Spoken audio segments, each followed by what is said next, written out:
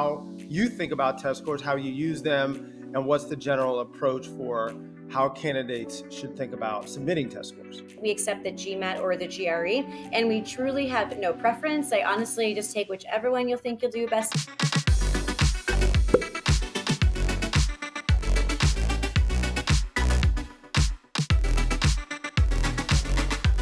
How would you recommend that a candidate approaches this process? Like, how much time would you set aside? What are some of the areas that you found over your career where candidates may struggle? When it comes to kind of the research aspect, so thinking about the traditional rounds process, so round one, typically late September, round two, typically in January. During the spring before that and the summer is a great time to really start doing the research. And we developed and have retained a very large volume of virtual options. So now there are webinars. Like I would start with a general information session about the program and do the same for other programs you're looking at, maybe in like the late spring, early summer. Then some of the programs, like we were on the road a lot this summer recruiting and having receptions with current students and alumni. So engaging in those if we happen to be in your city. So using that as a research time. Actually, I'm going to step back, maybe even like thinking a year out. The exam is a big part of that too. So kind of to go on a tangent, that's what's probably going to take the most time. And the GMAT or GRE, those tests are good for 5 years. So I always recommend to someone even thinking about an MBA, even if it's a couple years down the road, get that out of the way first and then focus on the research and the rest of the application, that sort of thing. Because that test is going to be most likely required for any school that's not school specific. So get the score you're happy with and knowing it's good for 5 years. That's a benefit because it puts a clock on you so you don't keep pushing off the application because that's very easy to do. Once that's done,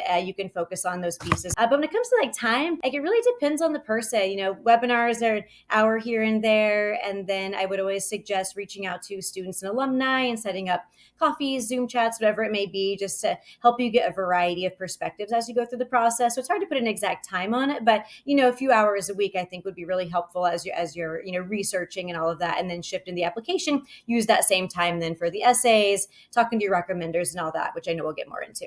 Are there elements of that, like you talked about the test, essays, or other things in the process that maybe candidates over or undervalue as they're kind of going through this kind of holistic process? Truly holistic. I'm sure candidates might roll their eyes when they hear that, but it's true. In the schools, we all have this holistic approach. We look at everything. There's not like a specific weight at Booth we have for the different areas like academics, work experience, because on the individual level, it can vary. So for example, if someone has more, maybe 7 or 8 years of work experience, their undergraduate, involvement, groups and clubs, not that it's not important, but it's not as important as the more recent experiences in your application. On the flip side, if someone is just 1 to 2 years out, we're going to have to lean more heavily on your academic experience because you just don't have that tenure of work experience yet. So when it comes to like what's undervalued, one of my favorite parts, or I shouldn't say favorite, but an impactful part is the letters of recommendation. It really is the only part of the application that it's a third party perspective on your candidacy. So really being thoughtful about who you choose, and it might not be something candidates give as much thought to as perhaps the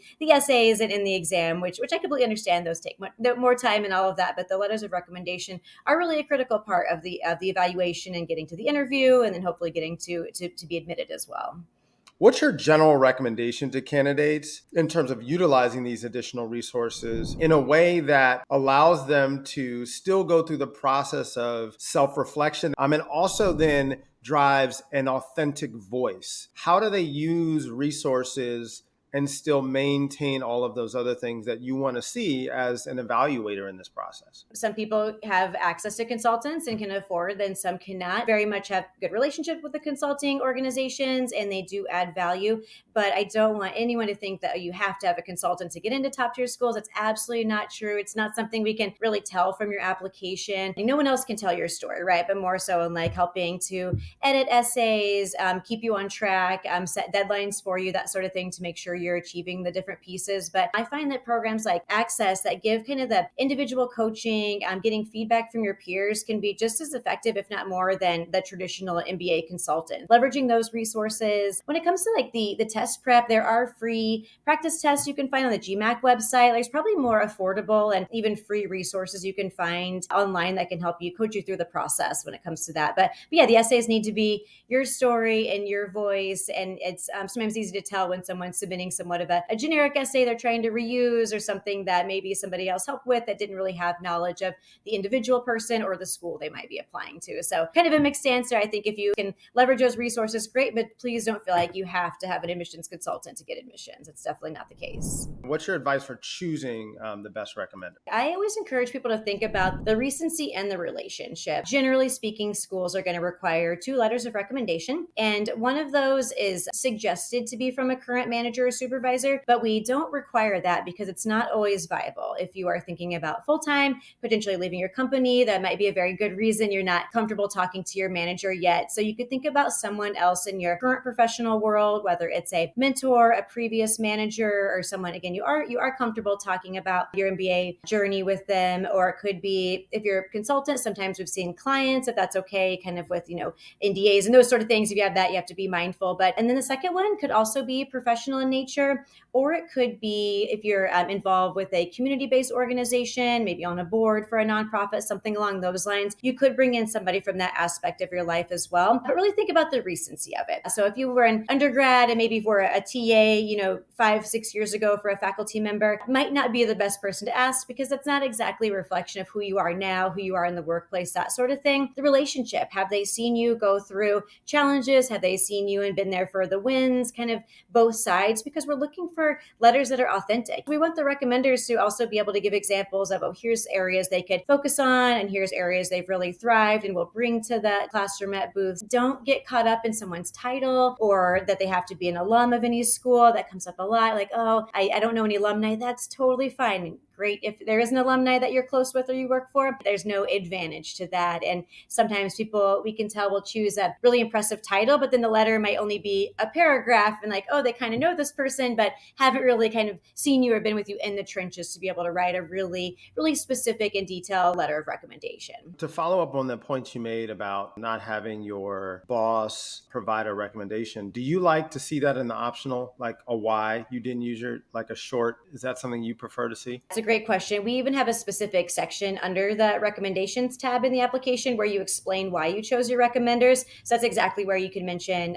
even sometimes it's that you've only been with them for 3 months, that sort of thing. So yes, absolutely explain that. We'd much rather know than kind of be left wondering, I wonder why they didn't choose their current supervisor. Definitely be candid about that. What are you going to be looking for in an interview? And what are the kinds of things that you would suggest a candidate do to prepare for that interview? One thing that's going to be slightly different this year for Booth, so we are retaining the virtual option. So there's 3 ways that you can interview, and there is no advantage to either, or disadvantage for that matter. So you could do it fully virtual, or you could come to campus and do it in person. That would most likely be with a current student, one of our admissions fellows, or you could do it in your city with most likely an alumni. Again, no preference, whichever works best for you. We don't want you to kind of go out of your way or bend over backwards to do it in person if that's just not viable for you. Really is looking for authenticity and consistency between the application and the interview. So your interviewer will not have read your application. As I said, it's most likely a current student or an alumni who have been trained on the process and selected. You have to be selected to be one of our interviewers, and they will not have seen your application. It's intentionally a blind process, because if they would have read your application already, they have an opinion on your candidacy. So all they will have is your resume. They're not going to know test scores, not going to know, unless you put it on your resume,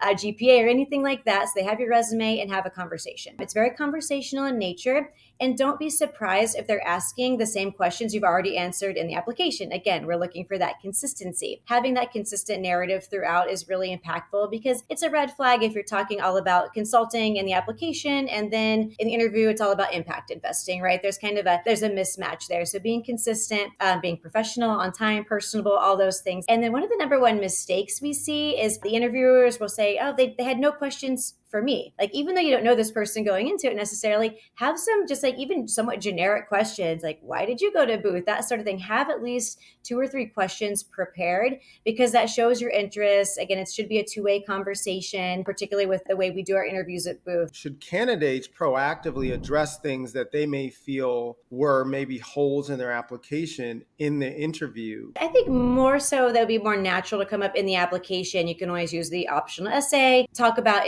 what you you perceive as a weakness in the application. Yeah, the interviewers aren't going to be asking specifically, what classes you took, how you did in undergrad, that sort of thing. But having said that, I do think it's important if there's something that you really want to share with the interview that didn't come up organically at the end, you can say, oh, Eric, there's one more thing, one more story I'd love to share with you. And just that didn't come up in the interview. Absolutely feel comfortable doing that. Any good interviewer should be like, oh, absolutely. I would love to hear, something that you still want to share. So I would definitely suggest that if there's something you really want to talk about, just didn't come up, the interviewer didn't ask about, feel comfortable bringing that up maybe at the end of the interview rather as you wrap up. GMAT, GRE, what tests you're using, how you all think about it, optionality, why you use the test. Let's address this elephant in the room and talk about how you think about test scores, how you use them, and what's the general approach for how candidates should think about submitting test scores. We accept the GMAT or the GRE, and we truly have no preference. I honestly just take whichever one you'll think you'll do best at after you take a couple practice tests, and we will accept the current versions and the new versions of both tests that you may or may not be aware of that are coming out. So Booth will accept those. We know that those scores are going to be different, so we'll report those out as clearly as we can. We're very candid about our test score averages, and it is one factor in the holistic process, and there is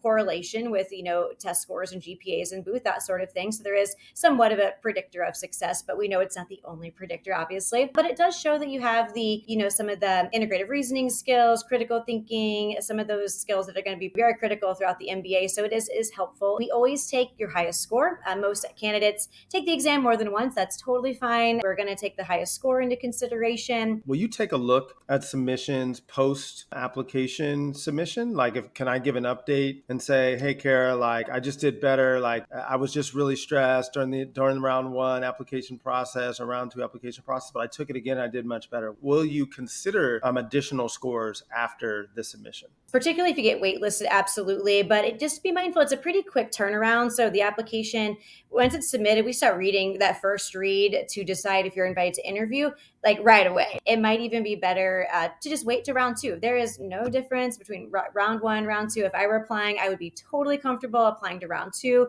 I'd rather submit and I'd rather see your best round 2 application than a round 1 that you're not fully confident in. So keep that in mind as well. So generally, yes, especially if waitlisted, we can accept materials, but the timing, we just might not have that new score in time, and you want to make sure we have it as soon as possible so you get hopefully invited to that interview piece. The admissions process, can you walk us through, I submit the application, what happens, goes to ops, when does it come in front of you, who reads it, how many people see it? Walk us through that whole process. For Booth specifically, it's by and large admissions staff that read the applications.